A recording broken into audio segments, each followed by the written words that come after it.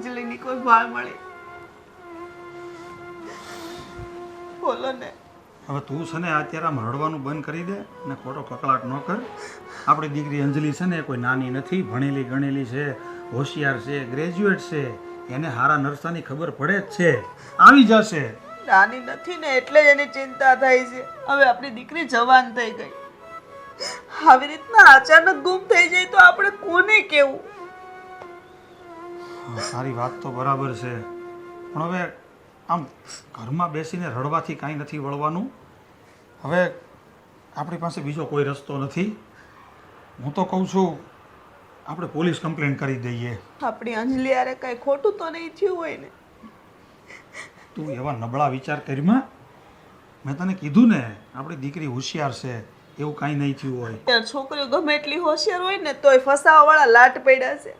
દુનિયા બહુ ખરાબ છે. હવે મને બહુ બીક લાગે છે. આ દીકરી જવાન છે, ક્યાં હશે, હું કરતી હશે? જો તું રડવાનું બંધ કરી દે. તારું રડવાનું જોઈને મને ગભરામણ થતી જાય છે. આપણે છે ને પોલીસ કમ્પ્લેન કરી દઈએ, પણ મને ડર એ વાતનો લાગે છે કે જો આપણે પોલીસ કમ્પ્લેન કરવા જઈશું ને તો એ લોકો કોણ જાણે કેવા કેવા પ્રશ્નો પૂછશે, હા, શું એના જવાબ દેવા આપણે? એ જ કહું છું તમને. પોલીસ કેવા સવાલો પૂછશે કે તમારી છોકરી જાય તો તમને એટલી ખબર નથી ક્યાં ગઈ, હું કરે, હું જવાબ આપશું?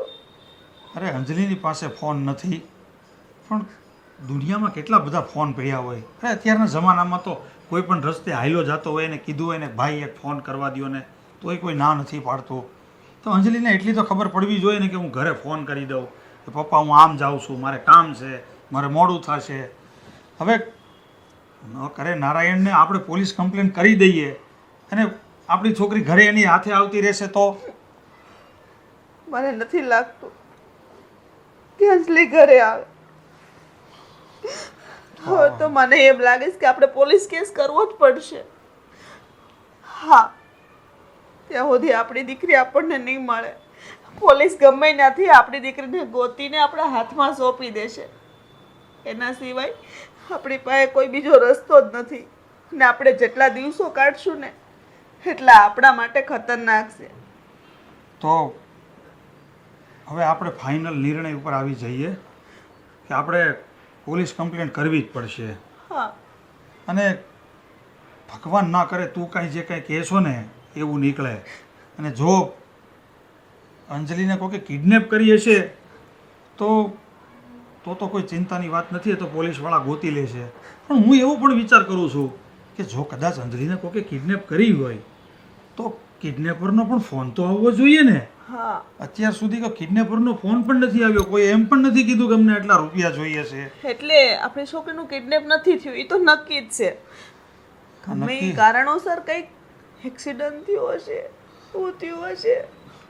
હા, એ કામ કર્યું હોય તો હા, આપણા એરિયાની જે નજીકની અમુક હોસ્પિટલો છે એમાં આપણે તપાસ કરી હોય તો કદાચ ભાળ મળે. જો હું છેલ્લી તપાસ હોસ્પિટલમાં આપણે કરીશું, નહીતર પછી આપણે પોલીસ કમ્પ્લેન કરી પણ દઈશું. અત્યાર સુધી જો કદાચ એવું થયું હોય તો હોસ્પિટલ વાળા પોતે જ પોલીસ સ્ટેશનમાં જાણ કરી દેશે. હા, બધા હવે આ બધી ટેન્શનના કારણે કેવા કેવા વિચારો આવે છે મારા મગજમાં. હવે એક વાત નક્કી રાખ, આપણે પોલીસ કમ્પ્લેન કરવાની છે બસ. હા, હા.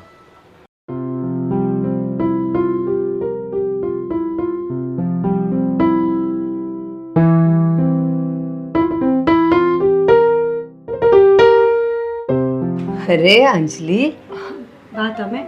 ભાખરી બનાવે જ બેટા? હા. બેટા અંજલિ, એક વાત કહું. હા આંટી બોલો. હવે તને અહીંયા રહ્યા ને 2 દિવસ થઈ ગયા અને તે હજી ઘરે ફોન કર્યો ન કર્યો મને નથી ખબર. કર્યો તો? ના આંટી, મેં ઘરે ફોન નથી કર્યો. બેટા એ લોકોને આટલી ચિંતા હોય, તને તારા મા બાપની ચિંતા નથી થતી? એમ નથી થતું કે એક ફોન કરીને કહી દઉં કે હું અહીંયા છું? અરે મારી સાથે વાત કરાવી દેવી હતી તો હું કહેત કે એ અહીંયા છે, તમે ચિંતા ન કરતા. આંટી, મને જેટલી મારા પરિવારની ચિંતા છે ને એના કરતાં વધારે અત્યારે જયની ચિંતા છે. મમ્મી પપ્પા કરતાં જય વધારે મહત્વ છે અત્યારે મારા માટે. બેટા એ તને ગોતતા હશે, તારા ફોનની રાહ જોતા હશે, તારા આવવાની રાહ જોતા હશે, અને તું અહીંયા છે. હવે તો છે ને મારો જીવ બળે છે બેટા.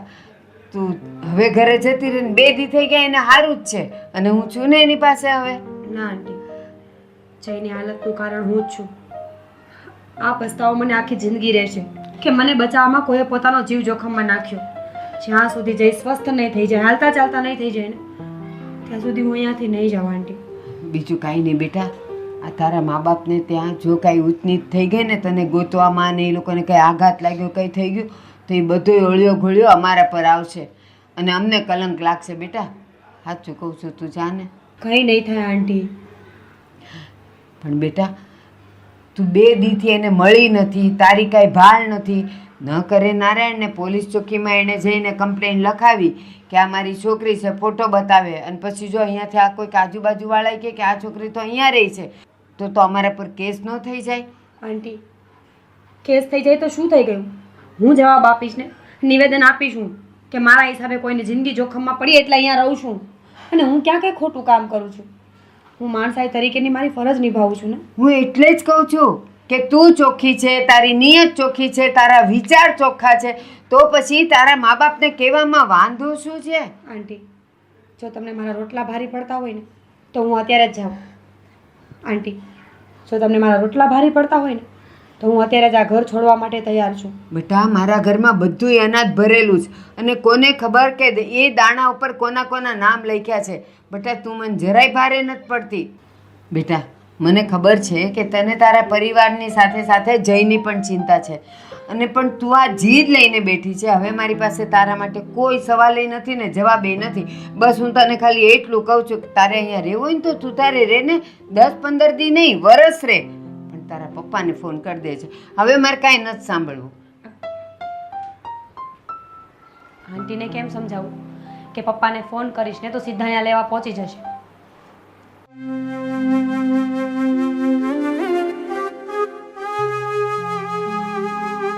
જય,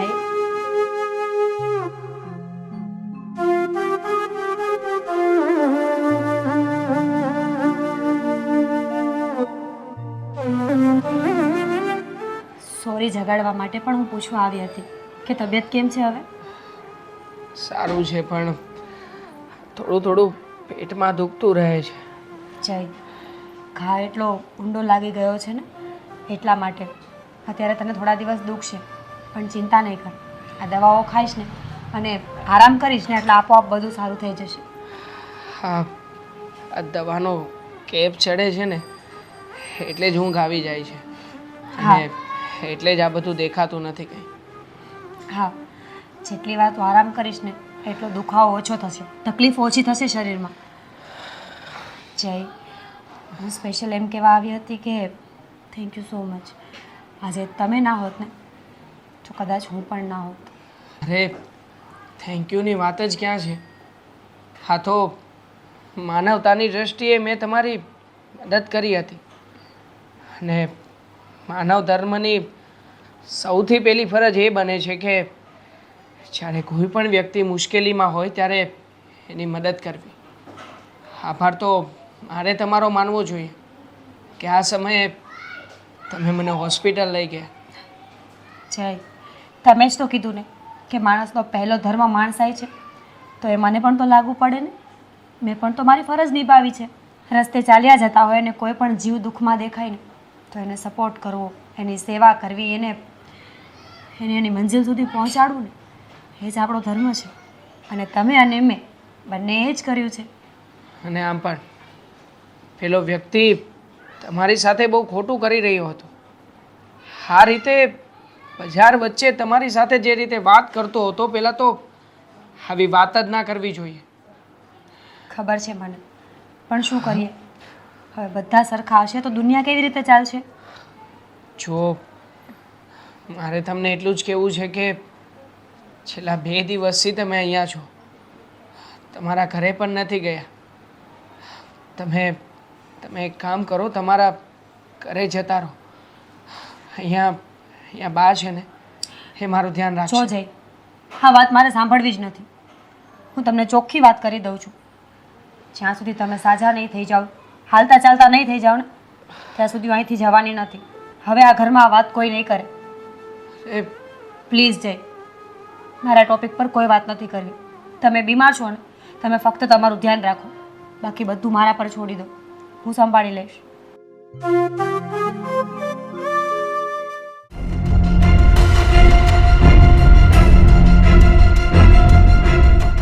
સાલા કૂતરા, નાલાયક, તને શરમ નથી આવતી? જઈએ તારું શું બગાડ્યું તું કે તેને છરી મારી દીધી? તને ખબર છે એની માનો એકનો એક દીકરો છે? અરે એકનો એક હોય કે અડધાનો, બરોબર? મારા રસ્તામાં આવે ને એટલે એના આ જ હાલ થાય. અરે પણ તારા રસ્તામાં કોણ આવ્યું? ભૂલ તારી હતી ને, તારે રસ્તા પર મને રોકવાની જરૂર શું હતી? અને એક વાત મને કે મારે એક વાત જાણવી છે કે એ છોકરો કોણ હતો અને એના ને તારા સંબંધ શું છે? બસ આ તારા નીચ સવાલ તારી પાસે રાખ. આજ સુધી હું એને ઓળખતી પણ નહોતી, મારે એને કોઈ સંબંધ નહોતા, પણ હવે એ મારો બેસ્ટ ફ્રેન્ડ છે, એટલું યાદ રાખી લેજે. હવે જય પર કાંઈ પણ આવ્યું છે ને તો મારા જેવું ખરાબ કોઈ નહીં હોય. એ બેસ્ટ ફ્રેન્ડ વાળી, એ બેસ્ટ ફ્રેન્ડ ને છે ને એક કોર રાખજે, બરોબર? સમજો, મારી આમ તારે ખાલી જોવાનું છે, નકર પછી તને ખબર છે ને મારા સ્વભાવની. હા બસ કર હવે, તારા અને મારા સંબંધ ક્યારના પૂરા થઈ ગયા છે. હવે કઈ વાતનો હક કરે છે તું મારા પર? સંબંધ તે પૂરા કર્યા છે, મેં નહીં. મારા માટે તો તું છે ને અહીંયા જ છો. અહીંયા છું એમ? અરે જે દિલમાં વાસ કરતું હોય ને એને માણસ ભગવાન સમજે. આવી રીતે રસ્તા પર એને બેઇજ્જત ન કરે. તું એકવાર લગ્ન તો કર, તારી પૂજા કરીશ. લગન બાય ફૂટ, લગન ભૂલી જા. હું તો તારું ડાચું જોવા પણ નથી માંગતી, અરે આ પણ આ તો જયની હાલતના કારણે મારે તારી પાસે આવવું પડ્યું છે. એના કારણે મારે તારા ઘરે ધક્કો ખાવો પડ્યો. ધક્કો ખાવા પડ્યો નહીં, તારે અહીંયા જ રહેવા આવવાનું છે, બરોબર? અને તું છે ને આ જય ભાઈ જે હોય ને એને ભૂલી જા, સમજી તું? નહીં તો શું કરીશ? હા, ધમકાવીશ મને? તને ધમકાવીશ, પણ આ જય છે ને એને તો ટપકાવી નાખીશ. બોલવામાં થોડું ધ્યાન રાખ. એને શું બગાડ્યું છે તારું? અરે માનસાની દ્રષ્ટિએ એ ખાલી વચ્ચે પડ્યો હતો, એમાં આટલો મોટો સ્ટેપ લેવાની શું જરૂર હતી? અરે શું બગાડ્યું છે એટલે તારે ને મારે સંબંધ હતા તો આ વચ્ચે હું કામ ટપક્યો? હે? અને અત્યારે તો બેસ્ટ ફ્રેન્ડ બની ગયો એટલે એના મનમાં સમજે છે હું? અરે તું તારા મનમાં શું સમજે છે? એક વાત 10 વખત કહું. અરે એ વ્યક્તિ ખાલી વચ્ચે પડ્યો હતો, મને બચાવવા આવ્યો હતો, અને એ બચાવવા ના આવ્યો હોત ને તો એ છરી કદાચ તું મને મારી દેત. ના ના, હું તને કેટલો પ્રેમ કરું છું તને ખબર છે, આમાં જોઈ લે. હા બસ હવે આ છેલ્લી અને પહેલી વાર સમજાવવા આવી છું, સમજી જા. આ તારી નીચ હરકતો છે ને તારા ઘર સુધી રાખ, મને બતાવવાની કોઈ જરૂર નથી. મારે સુધરી જ જવું છે, તું ખાલી એકવાર મારા ઘરે બેસી જા, તને કહું એક વાર, એટલે હાવ સુધરી જઈશ. બસ સમજાતું કહેતી તને? હે?